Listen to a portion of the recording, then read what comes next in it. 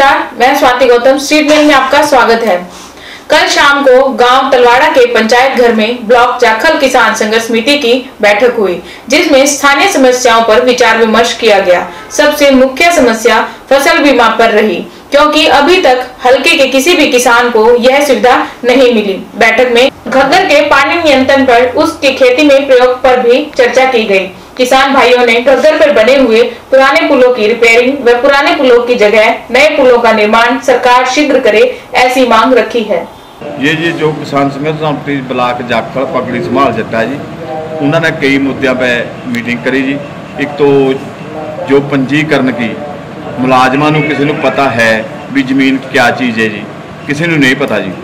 जो on record जमीन है जी, उसको पंचायती दिखाया रखे जी, और उसका पंजीकरण नहीं हो रहा जी। आज नायब साहब को मिले थे, नायब साहब कह भी अपना सेक्रेटरी से OTP नंबर लेकर करवा लो। वो OTP नंबर लगे तो 8 साल करवानी पड़ेगी जब पंचायती दिखा दी जी। इसका कोई सोल्यूशन निकलना चाहिए जी, और तहसीलदार ने उसका मेमोरेंडम भी दिया गया। दूसरी बात जी, प्रधान जी, आज बात सुनने में आई थी कि आपकी खुद की जमीन जो है जो पोर्टल पंचायती के रूप में दिखा रहा है, और आप एक किसान नेता हो, कहीं ऐसा तो नहीं हो रहा कि जानबूझकर सरकार जो किसान नेताओं को या किसानों को निशाने पर ले रही है, उनको जानबूझकर खज्जल खुबार करने के लिए ये सब हो रहा है? मानो तो शक है जी इस बात की जी। मेरे 2 किले मेरे हैं जी, 2.25 किले अपने भाई के जी, 2 किले अपने ताया के लड़के के जी, 7 किले जमीन के एक को मुरब्बे में थे जी। ये आपके परिवार में से? हाँ जी साहब, हमारी हिस्सेदारी भी है, मालिकी भी है उसमें जी, और मतलब सबकी हिस्सेदारी है जी। बजारे ਅਸੀਂ ਆ ਜੀ ਉਹਦੇ ਵਿੱਚ, पर लेकिन वो पंचायती दिखा रखे पिछली फसल के कणक के पंजीकरण हुआ जी। भाई आप क्या कहना चाहते हो पंजीकरण के बारे में? आप भी बता रहे थे कि दिक्कत आ रही है किसानों को। दिक्कत आ रही है 31 जुलाई के बाद जी, OTP नहीं आ रहा। सभी मोबाइल नंबर भी चेंज करके देख लिए और OTP नहीं आ रहा है, बस कोई नहीं रहा पंजीकरण कर रहा है। मतलब 2-3 किसानों का मैटर है जी, उन्होंने पंचायती डाल रखी है, वो उसका पंजीकरण हो ही नहीं रहा। अगर किसी से पूछते हैं वो बोलते हैं हमारे पास तो डाटा नहीं है, ऊपर से कोई रास्ता तो नहीं मिलता। तहसीलदार कहते हैं मुझे नहीं पता, अधिकारी बोलते हैं हमें नहीं पता है।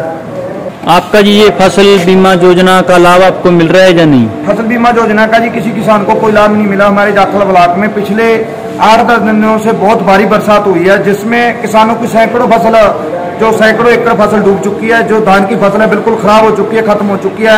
नरमे की भी काफी खेती हो रही है, जो पानी का रुकने के कारण वो भी खराब हो चुकी है। आज तक ना तो किसी बीमा कंपनी वाले ने और ना ही किसी सरकार के नुमाइंदे ने, चाहे तहसीलदार हो, पटवारी हो या कोई भी अधिकारी हो, कोई गिरदौरी या कोई मुआयना नहीं किया, और ना ही फसल का बीमा मिल रहा है। हमें सरकार से ये अपील करते हैं कि जो किसानों की फसल मरती है, जो किसानों को फसल बीमा योजना, प्रधानमंत्री फसल बीमा योजना के नाम पर किसानों से बहुत बड़ी लूट हो रही है। प्रति एकड़ 1800-2000 रुपया किसानों से लूटा जा रहा है हर छमाही में, लेकिन उनको उसके बदले में फसलें खराब हुई के मुआवजे के रूप में 1 पैसा नहीं मिल रहा। हाथ जोड़कर अपील है कि या तो फसल बीमा योजना को बंद कर दिया जाए या फिर उसका लाभ किसानों को मिलना चाहिए।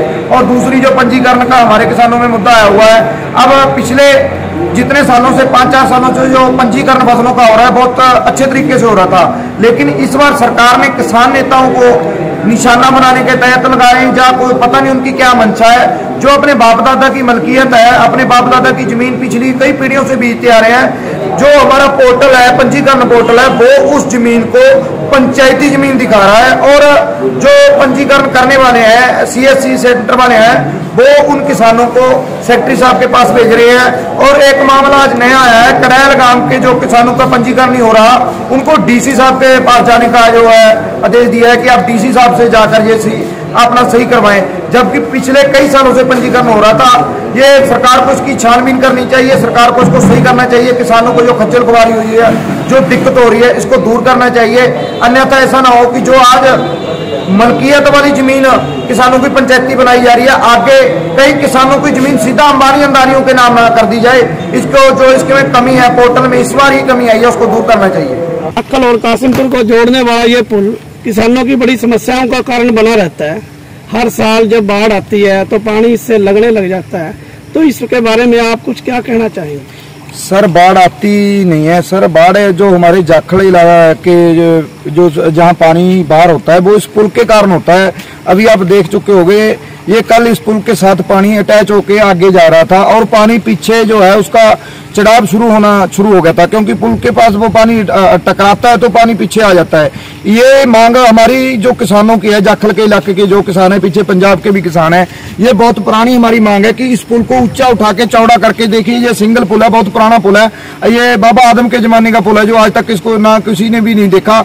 आप देखा होगा पिछले दिन जहाँ बबली का भाई भी आता है वो भी फोटो खिंचा के चला जाता है। उससे पहले पिछले साल आप कई बार देखा होगा सुभाष बराला जो प्रदेशाध्यक्ष बीजेपी के थे, जहां टोहाना से विधायक भी जीते हुए थे, वो भी जहां आता है और फोटो खिंचा के पुल बनाने के झूठे आश्वासन देके चला जाता है।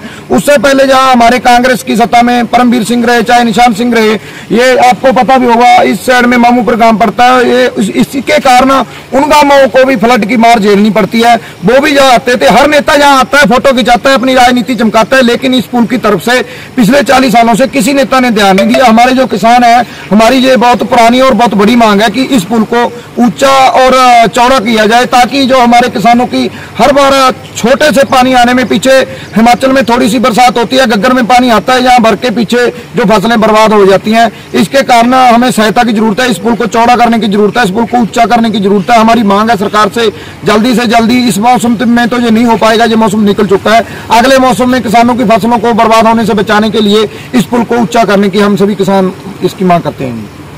बने रहिए स्टेट मेल टीवी के साथ, हम फिर हाजिर होंगे कुछ नई जानकारियों के साथ। तब तक के लिए नमस्कार।